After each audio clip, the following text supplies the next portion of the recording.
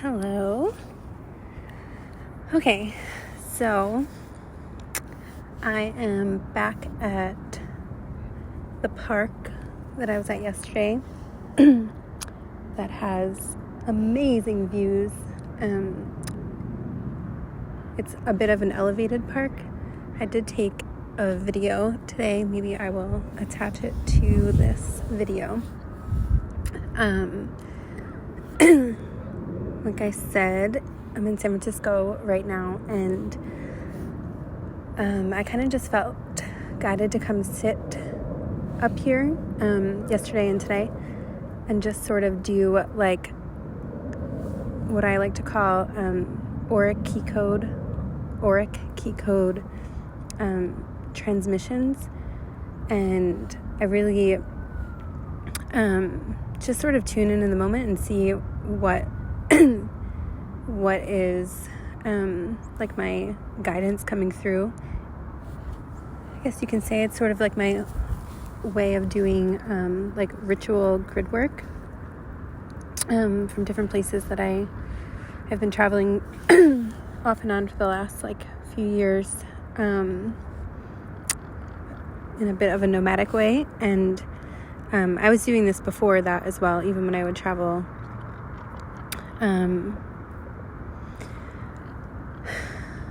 when I still had a home at that time. But yeah, I've been doing it more. Anyway, today I was really guided to do like a giving and receiving type of thing by visualizing a like golden infinity loop. And I've been taking some more photos, and you know, these beautiful like heliotallic or pastel light frequencies have been streaming in. I've been seeing them for quite some time now, just from sun gazing and you know, working with downloading chelons, crystalline codes. And of course, the more that I tune in and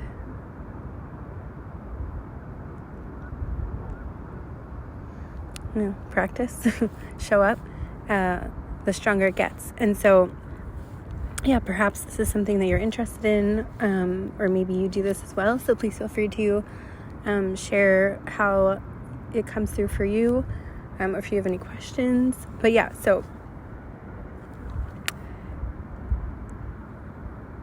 in between doing this, I remembered for a while, like Mount Shasta kept coming up off and on. I still have not been there physically, but Mount Shasta continues to come up for me in different ways. And being in San Francisco, I'm quite close, you know, at least from like a grid's perspective, the grid lines.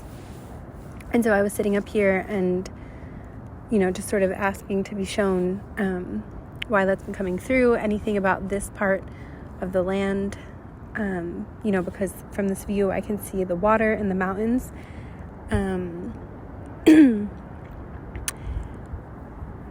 And it just inspired, and you know, the clouds, it just like inspired me to dig a little bit deeper. And so as I was sitting in meditation, I did hear this, like, if you want to call it a mantra, that comes through once in a while. It came through as Ra Shi, S-H-I, Tre, T-R-E, and then Ra Sha, Tre. I will link below like some of the breakdowns, and you can always do your own research on what some of these words mean. There's usually multiple meanings, especially across different cultures and mythos. Yeah, so if you would like to use that as well for yourself, you are more than welcome to. What I really was feeling from the energy, the Tre, like meaning three, the three founder flame, you know, a lot of the Keylontic science, Ashana Dean work, Lisa Renee, Ascension Glossary, and I talk about this quite often on this channel, but you know, I was tuning into a lot of these. Oh, my voice is cracking. Maybe someone here is going through a throat to release. I just heard the word persecution. Yeah, it feels like a lot of these like persecution memories, you know, ancestral trauma, etc. You know, they live in the lands too. So that's why a lot of this grid work is so important, at least from my perspective. And so, you know, that's saying the hermetic, as within, so without, as above, so below. So there's something about tuning into the grids, if that's something you feel called, and if you're not already, of course, and seeing where things like live in your body as well. Now, I took some notes because I was guided to, as I was asking about the connection to Telos, Mount Shasta, the location I am currently. I heard in my head to look up through Indigo Angel, and I will link her video that I'll be referencing below in case you want to go deeper. She has been at this for quite some time, and she goes so thorough and so deep, and I've learned so much from her, and I continue to learn from her. She posted a video like 9 days ago. So I was talking earlier, I just posted on YouTube today about Lemurian frequencies coming through, and this will be like a deeper dive into that. And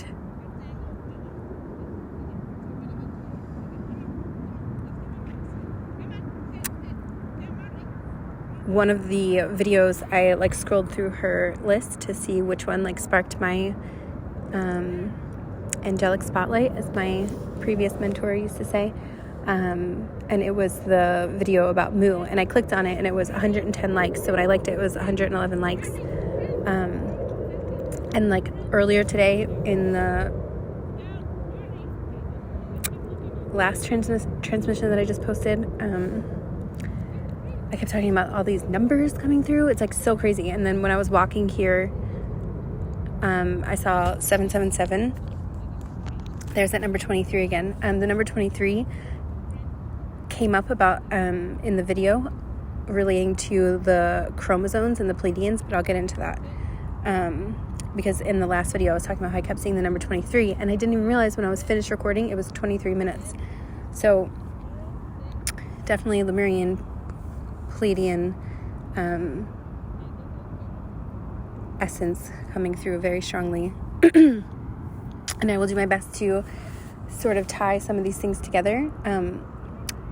Yesterday when I was recording, I kept getting the word branding, and I was like, whoa, what is this coming from? And sure enough, in this video, Indigo Angel talks about planetary branding, and I found that so interesting, so I will also incorporate that into this transmission. So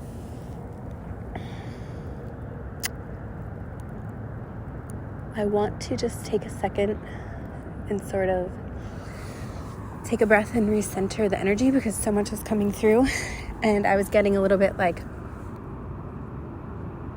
needing to just sort of recenter. So if you'd like to take a deep breath with me, please do. Take a breath in through the nose. Bring in the belly button towards the spine. Make sure your spine is straight, whether you're seated, standing, or lying. And really just like squeeze the body in. Invite in any light frequencies to join you with the breath. The pearlescent, golden, I'm seeing like a lot of pink coming through. Some ultraviolet. Breathing in deeper through the nose, and just continue to like sip air through the nose and hold your body really, really tight and squeeze. Just keep squeezing all areas of the body, and then just like exhale any maybe denser areas that are ready to be released. And you can do that as many times as you like. I'm just going to guide through it one more time. You can breathe in through the nose, and you can also do this anytime that you feel like you just need a little bit of a reset. It really helps me. Sometimes I feel like if I can just even look at something online, you know, my body like absorbs this like tension sometimes. And this really helps me to just release it out. And please feel free to share if you have any quick little energetic maintenance techniques that you like to practice, if you feel called. Okay, this time we're going to breathe in through the mouth, actually. Same thing, bring the belly button in towards the spine and continue to tense. Integrate the crystalline light. Squeeze, squeeze, hold it, squeeze, and then just like release it out.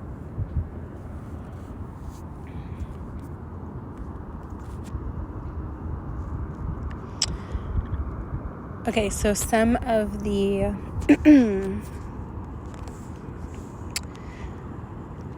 different notes that I was taking really like synchronistically were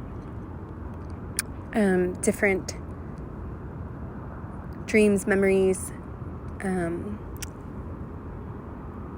intuitive information that came through myself. It was really like reflecting back, but you know, going maybe a bit deeper or just tying some things together. When I was tuning in and meditating and asking if I should start recording right away or do a little bit more research, I got to research a little more, and it was 1, 2, 3, 4 on the clock. So in case you're seeing 1, 2, 3, 4,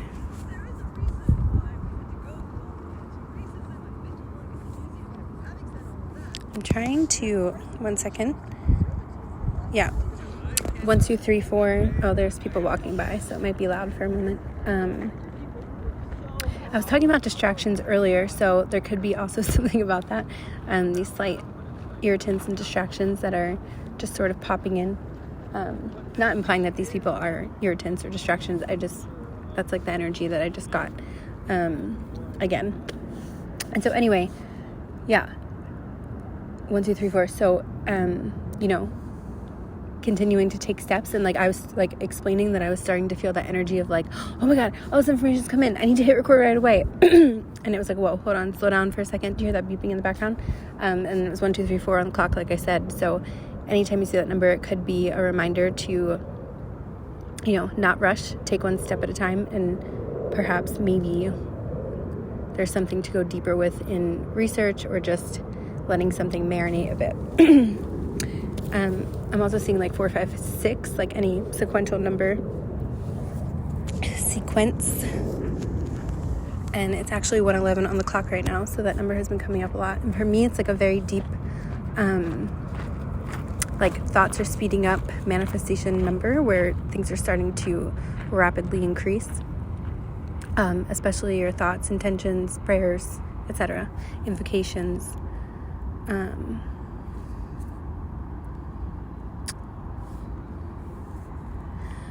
Okay, so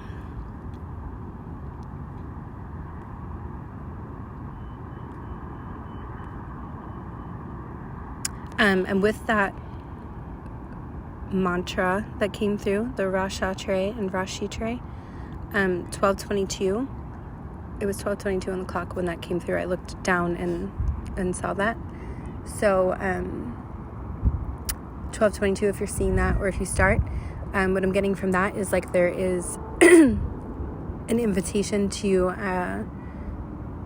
do some sort of like ritual chanting, and if you're already doing it, just confirmation to keep going in ways that feel like an organic flow to you.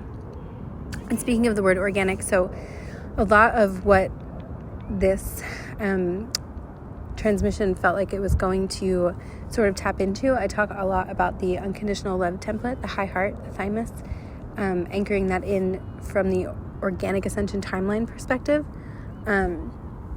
and that planetary branding coming through. Indigo was speaking on how there was allegedly a hexagonal branding in Antarctica from a certain group, and if you know about CERN, it's supposed to be like a similar, you know, accelerator particle type of manipulation that was being experimented with and like allegedly caused this earthquake in Australia recently. And Australia has been coming through my dreams a lot lately.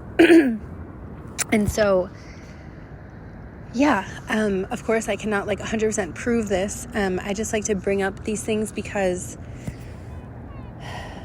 there's definitely something going on, and my dreams, my astral experiences, research just keeps pointing back to these type of things. And the fact that, branding came through yesterday, and that synchronicity of her talking about planetary branding, which I don't think I've heard her speak about. I'm sure she has before. I just don't know that I've heard it. I just wanted to talk about it and bring it up and see, if anyone else has heard anything about this or has felt anything, like feel free to share. But yeah, it feels important to address. And in my dream the other night, I also was talking about ice. And as we know, Antarctica is quite covered in ice and pretty secluded in terms of, access to Antarctica. There is such beauty. Like anytime I've watched anything on Antarctica, it's so pristine and preserved, and yet just like this earth plane and its dualistic qualities, there's also so many of these alleged groups of experimentation and disruption of the organic ascension timeline, grids, etc. So yeah, this felt like something that really wanted to be addressed. And Indigo was saying that the branding was like a hexagonal Saturnian type of marking, that is really like a disruptive. It's kind of like right now what I'm being shown is like in the body when someone has a disease or an illness, like the cells become distorted and the whole system is interrupted. It's sort of like the equivalent of that. And whether the intentions from some of these groups are, some of them may not be so poorly intended, but maybe the outcome isn't great. So I'm not just sitting here saying like, oh, these people are evil. I don't want to make any assumption or anything like that. It's more just, there's definitely something going on, and I just really feel called to talk about it. So I'm doing my best to do that.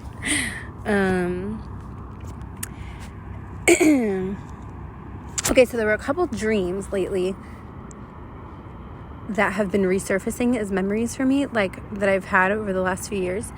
And a lot of the idea of what we talk about, like the Agartha network, Inner Earth, Telos, and of course being in the location I am, that is coming through really strongly. And like I said, when I sat here and I asked for a connection to information from the grids and the West Coast, I'm in California in North America, and that I was intuitively led to that Lemurian Indigo or MU video. She did bring up the West Coast of California and the connection to Lemuria and, that type of energy. So it was really cool to like ask and you shall receive. And that was in like within a few minutes. And I wanted to bring that through because, anyone here listening, if you feel maybe sometimes a little bit overwhelmed with information, or maybe you just don't know where to start, that's why I really implemented that, just even taking a breath for 10 to 20 seconds and just regrouping and asking. And you may already be doing this, and this could just be confirmation, but for those of you who I was talking about 111 and thoughts speeding up, and I've mentioned this before, but like the idea of highest truth information as we seek for remembrances and answers. It's like really taking the time to ask and give it time and allow things to come to you in that way, or being guided to take inspired action, whether it's through meditation, research, etc. So I just wanted to add that in. Okay, let's see. So the number 23, one of the connections, it's funny because I just realized today when I was making the YouTube thumbnail for the last transmission that I recorded. I don't know why, but Pleiadian energy always comes to me in like these 3 dots in the shape of a triangle. And I realized that as I was just using the draw feature, and I went to look back at it later, and that part stood out to me.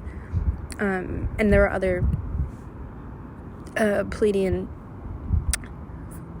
messages I was receiving. So the fact that they came through as well, tying into Mu or Lemuria, it's like all these different collectives that I've been feeling kind of sort of tied in a deeper way through the last few days. Okay, so Australia is coming up again. And in the video, Indigo was speaking on the importance of the Aboriginal collective in Australia. There was a certain group that she mentioned, the Anangos, I think. I may be mispronouncing that. My apologies. And how the Aboriginal group that I just mentioned is actually, according to her research, the heart of the Pleiadian seeding. And what I mean by that, I talk a lot about also the DNA strands, the fire letters that activate through our crystalline DNA, and the re-encryption of the Aurora network. The Auroras were coming through really strongly, and how I just saw 1:44 on the timer, and it was also just my birthday on the timer. So a birthday could be significant, and or there's something about like, I'm hearing a word, but it's not coming through very clearly. I just heard an unintended gift. I'm not exactly sure what that means, to be honest. Okay. All right. So, like I said, the number 23 kept coming up, and Indigo was saying how the Aboriginal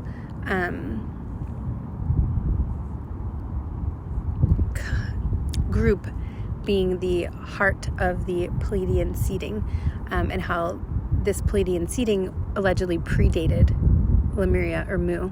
And they say, I've heard this number many times, 250,000 years ago, 200,000 years ago, was the alleged sinking of Mu, sort of like a slower type of sinking. And when I have tapped into like the Atlantean timelines for me, and I've had dreams and, Akashic records be shown to me in astral experiences where that felt like a quicker flooding. And I will share some specifics at different points. I'm sure I already have at some point, but maybe you also have some of these memories. And when we talk about the human genome, the chromosomes, the 24 chromosomes, she was saying that the Pleiadian seeding actually provided purity of the 23rd strand DNA, which I found so interesting because, like I said, that number 23 has been like following me. And as I sit here, on the west coast, overlooking the waters and some mountain ridges, she was saying also how like these crystalline veins, or these crystalline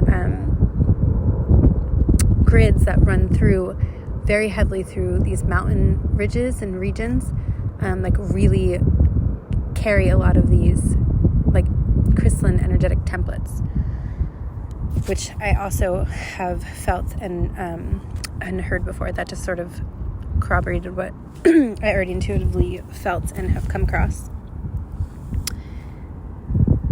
So the aspect of this 23rd purification strand being seeded from the Pleiadian collective, allegedly.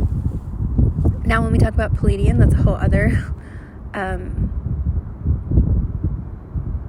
very layered, multidimensional topic. There's a lot of, information floating around out there about these things. And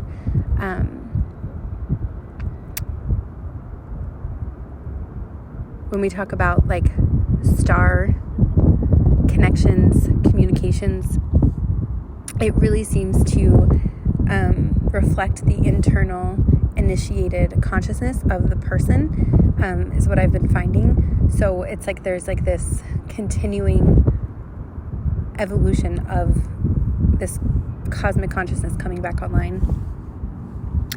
And talking about this 23 strand in the DNA, I was listening to something from Becca from Soul Based Life, and I kept seeing the number 144, and I've talked about this in other transmissions as well, of how and I've been feeling this intuitively for a very long time, how this 144,000 number really does tune into the, crystalline DNA and the grids of the planet and our own organic intelligence connection to these activated fire letters. And she was saying how, Becca from Soul Based Life, I did link that video in my last transmission, so if you would like to listen, please feel free to go back, and it should be in the description box.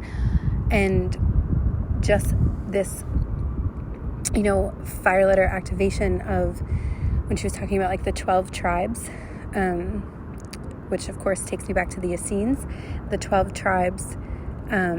She was saying that like there were these reincarnated cycles of the same souls reincarnating to protect through these different 12 tribes, these guardian Stargate places, information, etc. And how, as we've been organically ascending and continuing to integrate and activate these codes and strands and Keelan codes and activation of the fire angelic blueprints and letters, that there's been this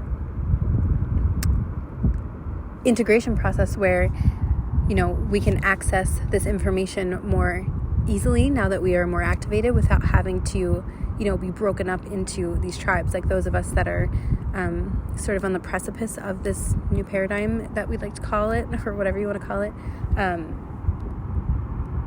have these,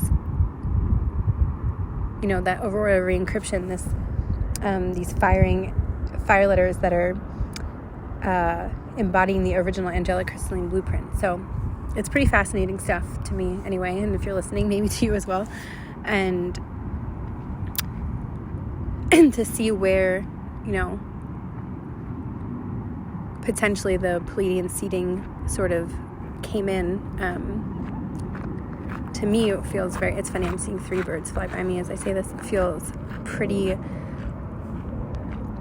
exciting. And when I read it, when I heard her say it, and I think I've actually heard this before, but sometimes I take in a lot of information and it takes a moment to properly process.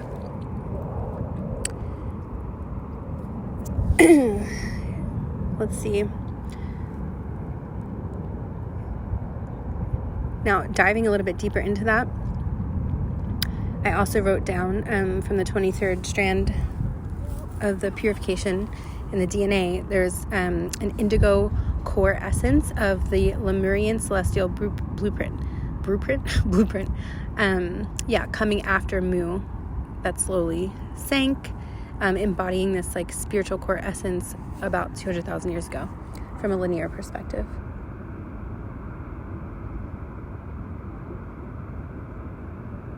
I'm just watching these birds fly over my head in such a cool formation.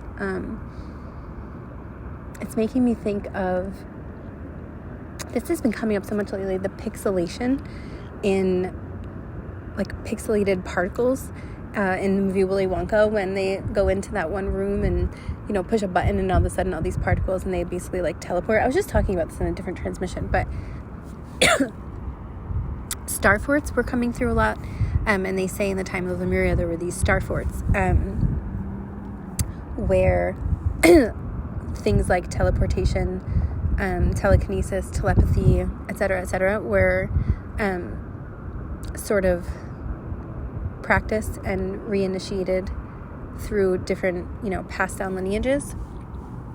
I'm also seeing like the tantrika, or like the tantric priest energy, and of course like the dark priests or the dark kings, like in Atlantis, also in Lemuria, and really like sort of coming forth again, like that Saturnian branding energy, like this, the dark aspects of some of these things that are coming through.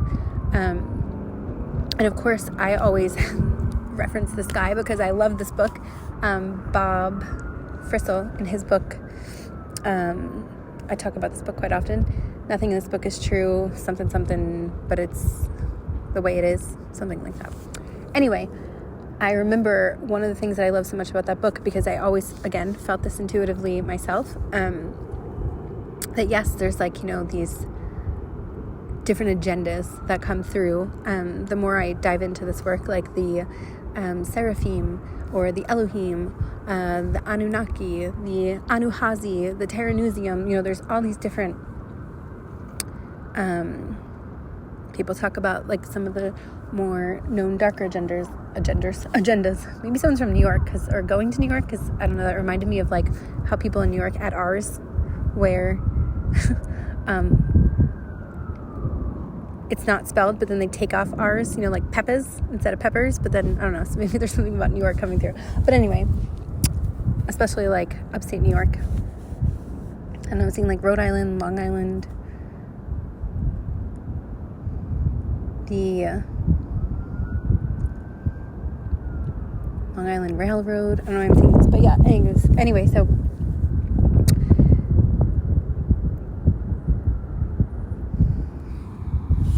I just saw 3131 on the timer, and I've been seeing 31 a lot as well. That came through the last transmission. Yeah, so they're just these connected, forces, if you will. And however we perceive it, light, dark, etc. But, the idea of moving forth into this more unity consciousness, and of course the integration of some of these, what we like to refer to as darker aspects or shadowy agendas, concepts, parts of ourselves, parts of the collective. Orion has also been coming through a lot, the star system Orion, and I don't know if you heard the birds chirping when I said that, but there's sort of like this,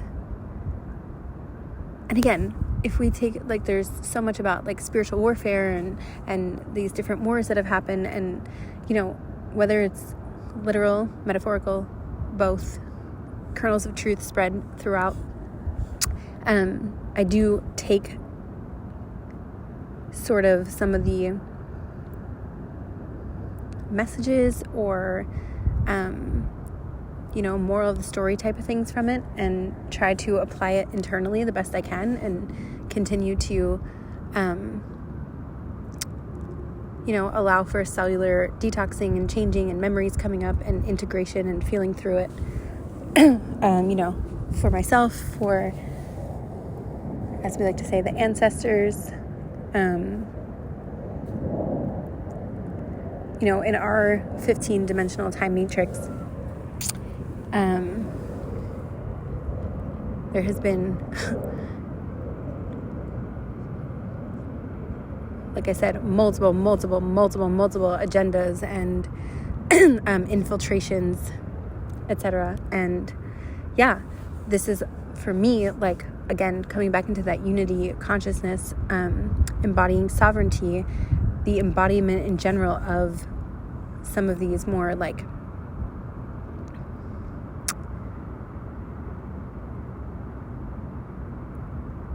freedom codes or sovereign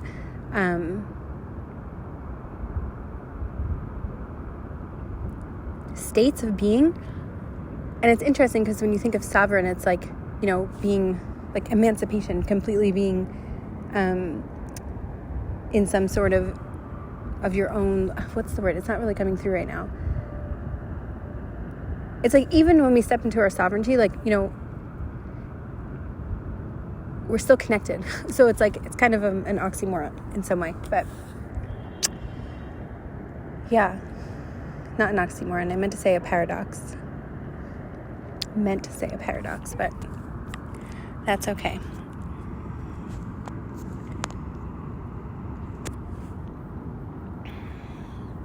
Oh, yeah. Okay. So meteors. I watched a documentary the other day. I don't know if I mentioned this already, on meteors. And asteroids, so fascinating. I've worked with meteorite in the past, and it's always been like such a powerful experience for me to work with them. I've made tinctures with them, and I think it was like moldavite, meteorite, and tektite. That was a fun one. Anyway, so that was like a few days ago that I watched this, and in the Indigo video, she talks about, in her transmission, she mentioned meteorite, and the meteorite in a specific place, like near sort of like what we would call the lands of Mu that are left over today. Easter Island, Australia, Hawaii, islands encompassing that part of the world, the oceanic sort of plates. And so I just love the synchronicity of the meteorite, because when I was watching it from the documentary, actually Antarctica was mentioned, and I can't remember the name of the documentary, and it was something that like the title really threw me off, but I was really drawn to watch it. And there were people that research and really study these meteorites, in case you haven't seen the documentary or you're not familiar. But when these people that get really fascinated with meteorites, there's so many different ways that can sort of come through. And from like the scientific perspective, studying the material, they realize like each one that they've found, like these specimens, it's like a snowflake. They're all so unique, and there can be like actual pieces of planets from other parts of our solar system, galaxy, broken off and landing on Earth, which to me, it's like literally a foreign, what we call foreign body, or a white feather just flew by my head as I was saying that. And it brings forth, a lot of the people that study or hunt down these type of meteorites, whether it's the actual meteorite or the site where they land, the asteroids will land. Sorry. Oh no, please keep going. I love it. Yeah, there's like these different people who come. Like one woman was an artist, and she would just make art with these depictions of the like essentially crater that was left over from, I think it was in Mexico, if I'm not mistaken. And one of the towns that like basically was wiped out and never like reestablished much life, or rebuilt. And, they go visit this meteorite like certain times of the year. And, it was like so, if you want to say like deeply spiritual for them, because, they call in the ancestors for protection, and they take their journey and they go visit this meteorite, and they get inspired in different ways. And the host was saying how one theme he noticed is that, or he interviewed someone who was saying one thing from studying meteorites or asteroids is like the prophetic sort of energy and messages that can come through to different people that interact with these experiences, which I find super fascinating. So yeah, it was just, and then from like a scientific perspective, there are people that go, actually one of the places was in Antarctica, and they go and they like stake out and dig for these specimens. I think that was a hummingbird. I don't know if you heard it, but it just flew by. Maybe not. Like it flew by so quickly, and it was pretty small. So many bird interactions right now. Anyway, so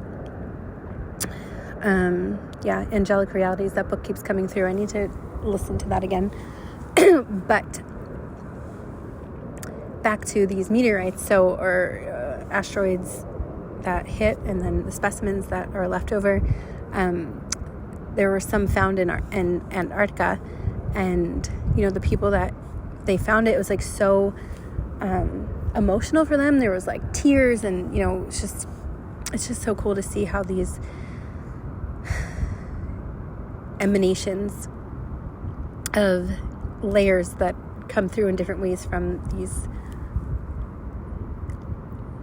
specimens that are found, and how they show up. And anyway, so Indigo was talking about this meteorite connection, and she was talking about like the origins of creation from Lemuria, and like these, seeds of memory and remembrance coming through, and how it's connected to Mount Shasta, which of course I was asking about.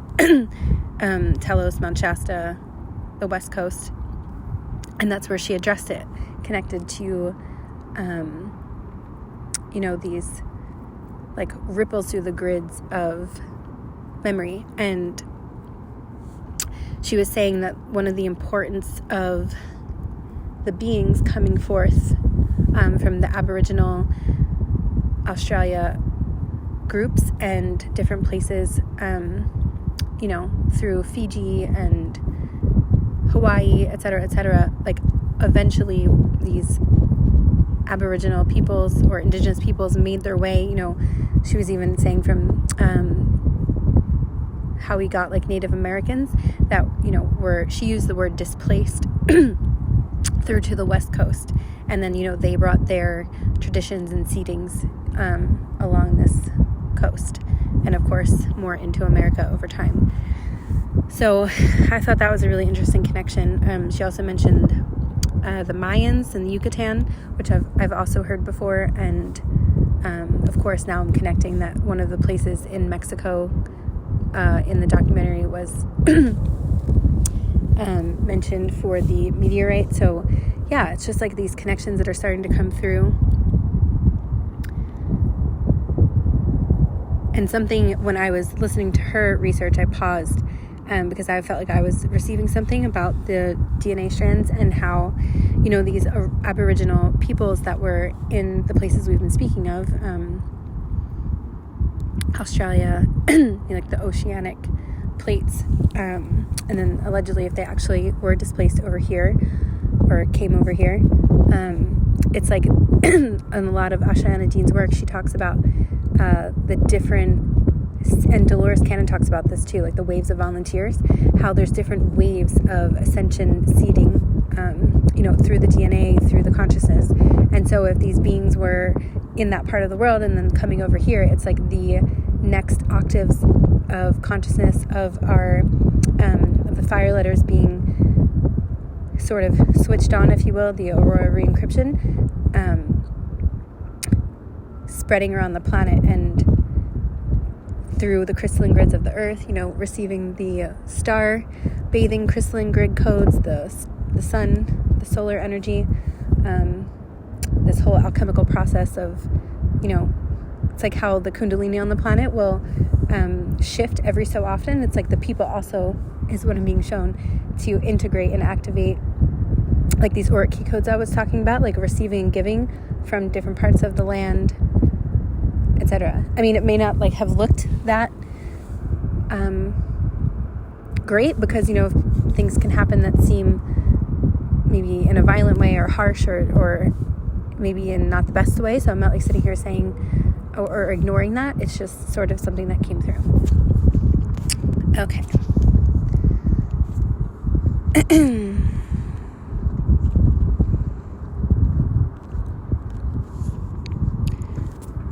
I wanted to see if there's anything else.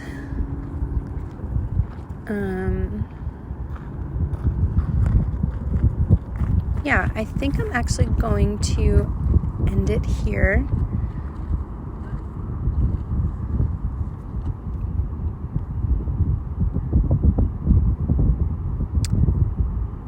And I'm just reading a few notes that I made. I didn't even get into how these inner earth frequencies, maybe quickly, I'll just say a few years ago, I don't know, maybe 4 or 5 years ago, I was really I've always loved like going to bodies of water as much as I can. And I remember when I was living in Philly, I would walk to the river in different spots around the city and just sort of sit and meditate in the sun. And that's when I started really seeing what we now call like light codes, light language. Now, as I've gone deeper, Qilan codes, crystalline codes. And I was really connecting with the energy of what we call inner earth. Now, that's a whole other multidimensional layered topic. And so, yeah. And the more I tuned into it, like I said, the more like vibrant color became for me. Color, smells. I was seeing, these like codes floating in the air, and I was so curious, and I just kept asking questions. And I would sit also, as much as you sit in the light, I would sit in like darker, like in my home at night, and sort of like, if you will, sit with these codes. Like I recorded the other day, or last month, hatching Keelan crystalline codes, I think I named it. So it's sort of like that. Like I would sit and like then sort of download the information and see what would come through. Excuse me. And so anyway, I remember certain dreams and experiences that I was having throughout the years that kept bringing me back to understand deeper, like the connection through inner earth and the grids, et cetera, of our DNA. And so, yeah, there's some experiences that I really wanted to share. And I talked about a dream, I think, in a video I probably posted like a month or two ago, about how I was just sort of like walking around, and I was like in this neighborhood at nighttime, and I was listening to this woman talk about to go to the Amazon and put your ear on the ground and listen for the like inner earth drumming and knockings and sort of like communications. And yesterday I was talking about like in the clouds, I kept seeing this like rotary type of phone, or these like CAN telephones, and like communications opening up, including multidimensionally, or yeah. And so it was funny today to sort of put that together. But remote viewing has also been coming through, or like I said, through dreams, through astral experiences. So even if you cannot like literally, go to the Amazon, because not everyone's going to be doing that, but it's also just finding your way. Like in the beginning of this transmission, I was talking about ways that I tune into like rituals and grid work. And so, yeah, I would love to do like a circle or a group where we can do it together. I've done guided astral journeys. So yeah, maybe soon I will plan something. If you're interested, please let me know, to sort of just do a group ritual for tuning into some of these grids, light cities, etc. And yeah, there was a few other experiences that I wanted to talk about, but I think I'm going to save that for Patreon. So if you would like to go deeper, and I'll probably read some Ascension glossary or some other reference to just sort of expand into these into this transmission. But thank you so much for listening, and feel free to comment if you have something to say. And yeah, I think that's all for now. Thank you. So you'll hear a goodbye, and I just remembered that I decided to put in a discount for new members on Patreon. So if you feel called to that, it started today, and it's until the 12th of December 2024 if you're finding this. And the code is overflow, all caps, and it's 50% off for a new member. I think it might also work for the individual listings as well. I'm not sure, but if it doesn't, you can just let me know and I can fix that, or try my best to fix that. So yeah, I also still have my affiliate link with Blue Emerald Alchemy. I also am offering personal sessions, and there's all the information in the description if you're looking or if you're interested. Yeah, I think that is it. Oh, and in Patreon, I've been building up the overflow library, so there's a pretty good amount of selection at this point, and it's generally going deeper from whatever I record on YouTube. Each individual transmission will have an overflow that you can listen to. Just like I do on YouTube, I sort of just tune in and let the energy sort of weave itself together. So yeah, that's all. Thank you so much.